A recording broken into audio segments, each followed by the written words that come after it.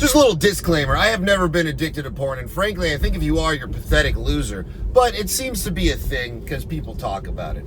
And I don't even get how you can be addicted to porn in the first place, because you only last like a minute or two, and you can only jerk off like 3 times a day. That's 6 minutes right there. So, yeah, I don't get what, I don't get the whole issue with porn addiction. But I will say this, the new version of porn addiction is Instagram. It's not even porn. It's just hot chicks promoting their OnlyFans or whatever. Or not even chicks at all. Maybe it's just AI women that don't exist. Because it triggers this response where you're like clicking and then you zoom in on boobs and stuff. And then that's weird. Now you're doing a weird thing. And everyone does it, but you shouldn't. And me personally, when I catch myself doing that, I unfollow them. If you post a picture of yourself and you're hot, I'm unfollowing you. I don't need that kind of distraction in my life, unless I know you very well. But even if I know you, even if we're friends in real life, I unfollow hot chicks that I'm friends with all the time. I don't want to see it. It just, what does it do for your brain really to just be looking at tits on your phone? It's not healthy. Conversely, I do think even if you are a porn addict, that is significantly less troublesome than being like an actual sex addict, because porn isn't gonna give you a virus. I mean, at least the virus is gonna stay on the computer. Porn isn't gonna key your car.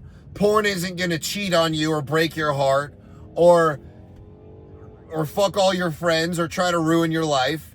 It's a manageable addiction that's in your control. If you're gonna be addicted to something, you might as well be addicted to something that doesn't have other people involved, you know?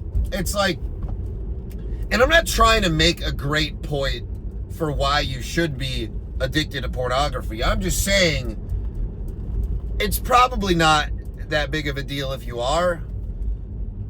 And yes, it does make you kind of a pathetic loser, but so do, you know, you're kind of a dork if you play Magic the Gathering. I'm not saying you should stop playing your Pokemon cards, but I am saying you're a dork if you do. And there's nothing really wrong with being a dork, but it is what it is. And addiction comes in many forms. And I personally am a drug addict, which I think is the best addiction, because it's so widely encompassing. You know, there's so many different things you could be addicted to. If you narrow it down, heroin addict, that's bad. Meth addict, that's bad. You know, if you pick one drug to be addicted to, that's bad. You want to diversify. You want to have many addictions that you rotate between, because one addiction will ruin your life. It's kind of the opposite of goal setting. You know, when you're trying to have goals in life, you want to zero in on one thing, and if you distribute it too much between too many things, then you water yourself down and you spread yourself too thin. But when it comes to addictions, that's exactly what you want to do. You want to have as many addictions as possible. That way, it's not really an addiction. You just have a bunch of things that you enjoy doing. And, you know, I'm getting to the point where I'm approaching my 40s. I mean, I'm 33, so if you round it, I'm closer to 30 than 40, but you know, I'm going one direction. I'm going towards 40. And now I'm at the point where the only drugs I'm addicted to are performance enhancing.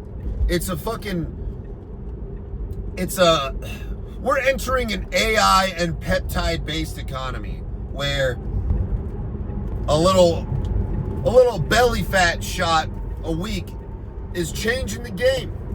Reta that is a new groundbreaking new compound that is, if you want the technical explanation, it's a GLP-3 agonist, which makes you just shredded, just eliminates body fat while maintaining muscle mass, if not increasing strength. I'm pretty sure it made me stronger. I did a 2-month cycle of it, and dude, I was losing weight, getting more shredded, yet getting stronger, and somehow my joints felt better. I've always had an issue with squats where I gotta space them out. I can only do it like once or twice a week.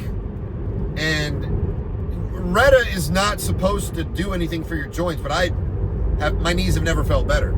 And you can buy Reta at discolabs.co. Promo code RIPPED for $80 off. Go to discolabs.co now. And anyways, the dosage is, if you get the Reta, you got to get BAC, bacteriostatic water, which is water with a little bit of benzoyl alcohol, which has a similar effect of isopropyl alcohol where it kills germs. Because you're injecting liquid into your body. You don't want to get an infection. So you got to use that water. You got to use 1 milliliter insulin syringes. And the vials we sell are 20 milligrams, which means you need to put 2 milliliters of water into the vial. Don't shake it. Just roll it around a little bit and let it dissolve naturally, because the peptides are kind of fragile compounds. So if you shake it, it could break it down and degrade it. But you want to start out with 1 milligram, and then every week you can go, depending on how your side effects are. Side effects include acid reflux and nausea. That's about it. And you want to get up to 2 or 3 milligrams a week. And then after that, you can start doing it every 5 days or 4 or 3. You can start, I wouldn't recommend increasing the dosage as much as increasing the amount of shots. That's up to you though. Anyways, yeah, porn addiction, it doesn't seem like a big deal. The big deal seems like looking at tits on Instagram. Because that's, at least when you're jerking off to porn, there's a purpose. You look at it, you let out some demons, and then you go on with your life. Versus when you're looking at tits on Instagram, you're like, damn, why can't I have one of those? Or like, where are those at? How do I find one of those? And then in reality, it's all fake too, because no chicks are actually that hot. It's very rare. And if they are, they're a hooker. Or like a celebrity or something.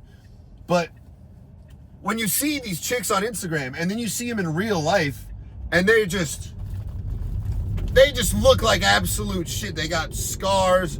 One of their lips is bigger than the other side. One of their eyes just can't open the whole way. And it's like, and you're like looking at their big spherical miracles strapped to their chest. And then they turn around, they got no ass. They look like the Warner Brothers frog standing up. It's all a fraud, man. There's like, hot chicks barely even exist. It's might as well be AI. You know, you got the Facetune and the makeup and the filters, and it's like, dude, I got catfished by my own girlfriend. I dated a chick for like a year, and we would break up, and then I would see her on Instagram, and I'd be like, oh, I should call her, and her fucking pictures were photoshopped, and she was catfishing me for a year. And I mean, she wasn't like ugly in person, but she was a lot hotter on Instagram. And this culture we've created of just everything's fake and artificial, and you know, I like playing both sides, so I'm not going to say implants are fake, because they're real. You can touch them, you can weigh them, they exist. They're not necessarily fake, but they are fraudulent. They are trickery. And you know, I feel the same way about fake tits as I do about cocaine. I think it's bad and you shouldn't do it. But if you offer it to me, I'm in. You know? Sorry to say it, but there's just something about biology where you're like, oh, big squishy circle, me want. That's the life of a man. And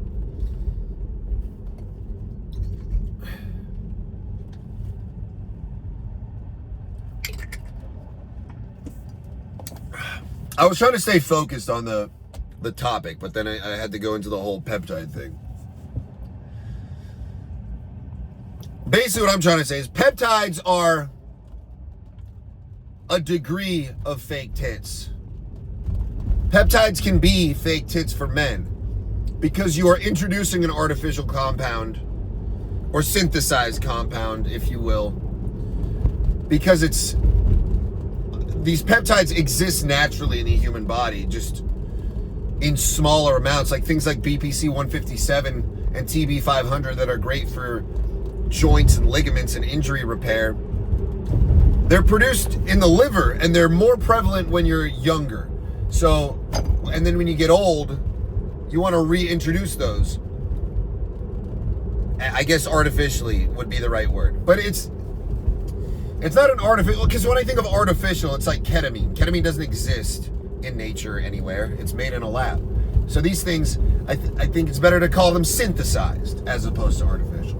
But, you know, let's say you're taking GHKCU. That makes your skin better. It makes it firmer, improves collagen production, improves wound healing on the skin, increases the quality of your hair. So that's going to make your skin glow.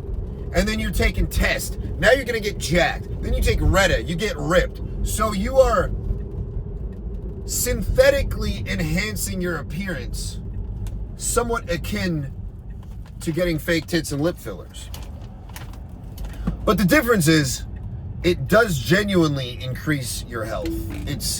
There's a direct correlation between lifespan and quad strength. So if you're on test and you get stronger, by that logic, you're increasing your lifespan.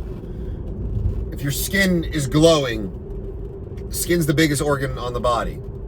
That's healthier. If you're using the BPC TB to heal your tendons, congrats, now you don't have knee problems. You know, these things are beneficial for much more than aesthetics. And I think when Reta, however, that's leaning pretty heavy on the aesthetic part. So I'm not saying any of this is bad. I'm not saying any of this is good. I'm just saying what it is. And I gotta park and make sure I don't fucking hit this lady and her dog. And what it is you know, we just have choices. We have things available that we can do and we can put in our body. And we're all doing it. We're all putting something in our body one way or another. What's ironic is the most flack I get, the most